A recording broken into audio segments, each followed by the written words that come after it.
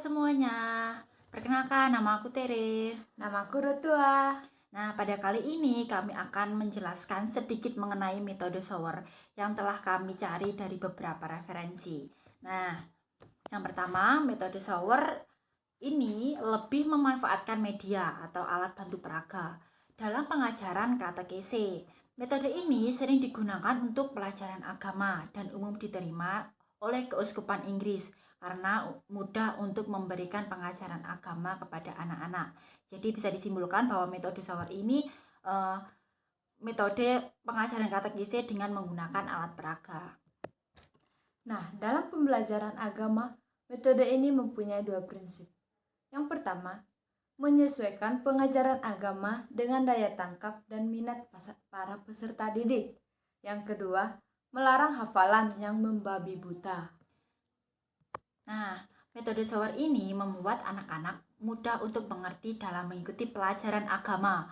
Materi-materi yang disampaikan dalam metode ini disesuaikan dengan tingkat umur pada para peserta didik, yakni yang berumur 5-8 tahun, 8-12, dan 12-16. Mengapa demikian? Karena metode ini tidak bisa langsung dimasukkan begitu saja. Jadi pengelompokan umur ini menyesuaikan untuk alat peraga seperti umur 12-16 tahun mungkin sudah tidak cocok untuk diberi animasi atau bisa diberi video-video yang lebih nyata. Kalau anak 5-8 tahun mungkin mereka lebih fokus lebih suka pada video-video animasi dan lain sebagainya. Jadi, shower itu sendiri artinya penabur.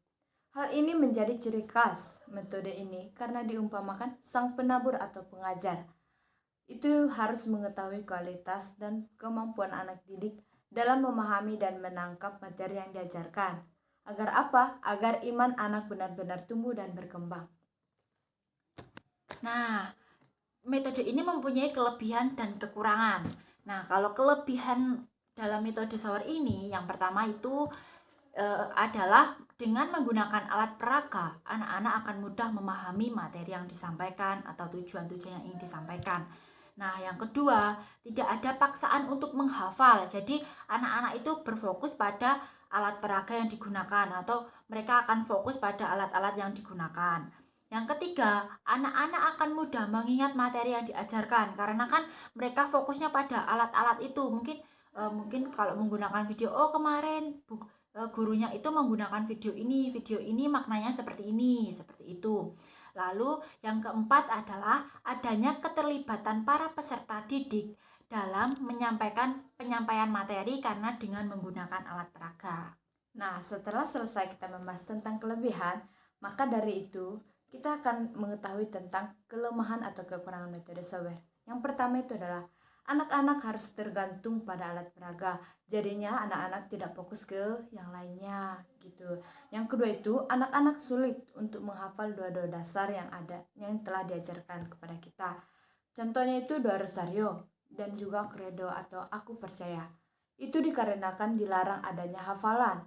Yang ketiga itu keterlibatan anak-anak menjadi tidak fokus karena seperti bermain-main dan untuk fokus tentang alat peraga yang dibawakan.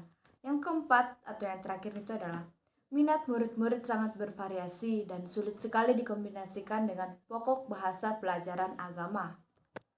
Nah, dari sini contoh penerapannya yaitu Seorang guru atau fasilitator membuat alat peraga seperti wayang-wayangan, toko cerita atau menggunakan video yang ditayangkan yang memuat tema yang ingin disampaikan atau diceritakan. Nah, dengan menggunakan itu, seorang pendidik atau fasilitator mulai bercerita sesuai tema yang diinginkan atau yang dibawakan. Lalu dari situ para peserta didik menjadi fokus pada cerita yang dibawakan. Nah, setelah selesai bercerita, itu akan ditutup dengan beberapa pertanyaan untuk menguatkan imannya dan menambah wawasan peserta didik. Nah, jadi penggunaan metode Shower ini berfokus pada alat peraga. Jadi fasilitator atau guru itu dituntut untuk kreatif membuat alat-alat peraga untuk memfokuskan peserta didik itu fokus pada materi yang disampaikan atau tujuan yang ingin disampaikan. Seperti itu. Nah, setelah selesai kita mendengarkan beberapa atau sedikit materi tentang metode software.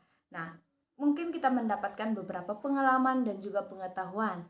Nah, untuk itu kita tetap fokus pada materi dan juga alat peraga yang kita bawakan nantinya dalam hal berkatekese.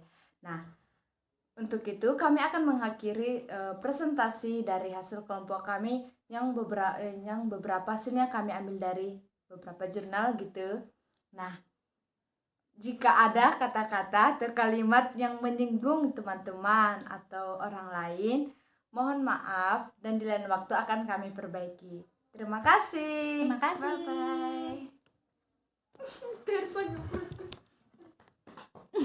Mana tadi ada Indosat lagi.